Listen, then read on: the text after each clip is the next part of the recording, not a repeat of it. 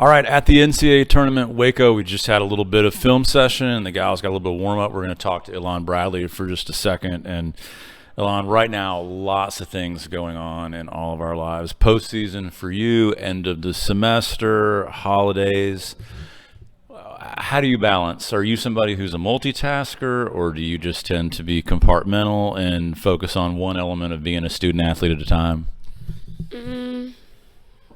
I think I pretty much compartmentalize. Like, I just, focus on whatever I can at one time, and then if that's done, then I'll get to the next thing.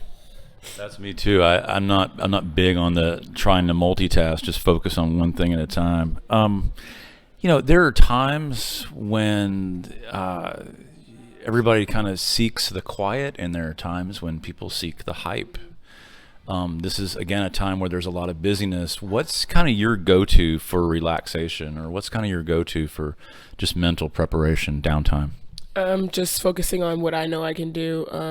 I like quiet. I don't like having like too many things going around because then I can't focus. So yeah, I definitely like being able to kind of just have one thing or a few things to focus on. That way I know that my attention is directly on that. Is there anything on the road on trips like this that you tend to do purposely for relaxation, read, music, anything like the sleep? Is there any just particular relaxation technique that you kind of tend to go to? Usually sleep and listen to music. I know like when I'm doing homework or like on my phone for too long, I start to get like motion sick or just like nauseous sometimes. So I just turn my technology off and go to sleep and just kind of wait till we get to wherever our next destination is. And I think like everybody, there's also a time for the hype. I know that when we get close to matches, the locker room gets loud. But again, personally, are there things that is there a routine that you kind of have either pre-match or just to kind of get that adrenaline going for you? I don't have a routine necessarily. I mean, I guess you could say I do the same things, but it's not like on purpose. Like I do my treatment stuff. I put BioFreeze on, all that other stuff, but I don't listen to any type of like specific music or have to like wear my hair a certain way. Like I usually do, but that's nothing like in particular that I actually look for in like preparing for a match. So there's not a definitive Ielan Bradley playlist? No. That's wild. That's interesting. As the seasons, it's so interesting because like I think everybody kind of needs that adrenaline pull, and like there are even things that I tend to do the same right before a match. Are you aware of any of your teammates that have kind of that superstitious feel of like you see them going through the exact same things? Are you aware of any of them? Maybe Cerny and Haley Hong probably, just like hairstyles or just like things that they do. I know Leah listens to music. So I'm pretty sure everybody has like their own like little thing, or whether it's like in particular every match, it's just something that they do to kind of like get them in game mode or just like prepare them for what's up next. This season has been a continual ascent for you personally. You started off fast and you kept flying high, over 340 kills now in the season. The first team all WAC honor, then the MVPs of the conference tournament.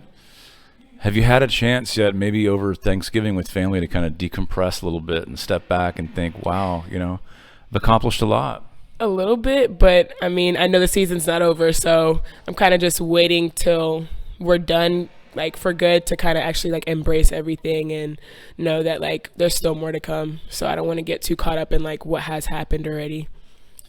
You and I have talked once or twice just about your own goals, and you mentioned to me some of these things that you just chatted about were goals. But just like everybody has kind of the things they go to for quiet or for hype, there's also times, I think, in every athlete's life and everybody's life where there's a little bit of self-doubt creeps in. When things aren't going particularly well, what's kind of your message to yourself to kind of get you back in a positive frame of mind if that doubt kind of starts to creep in? I was talking to my mom about this the other day, and I know Coach Debbie has mentioned it, where like throughout the season, there's players that will get in a rut, and it's not always going to happen at the same time, but usually happens to almost every player. It's just like a matter of when it's going to happen. I know my freshman and sophomore year, I definitely had it. I might have had it a little bit this year, but I tried to like prepare myself knowing that, okay, this is probably going to happen soon. So making sure that I'm going like above what I normally do to make sure that I'm not staying in that zone of like I guess, messing up, I guess, if that makes sense. And so I feel like I was able to get out of that fast if I was in it this year and just kind of just help myself like leap over that hump. Have you found, I mean, for me personally, sometimes when I'll get in physical rut, it's also a time when I'm in a mental or spiritual rut. Do you see that too? Sometimes do you feel like those times when you get low, is it both body and spirit at the same time? Or do sometimes it's just, oh man, my body hurts, but my mind's in the right spot?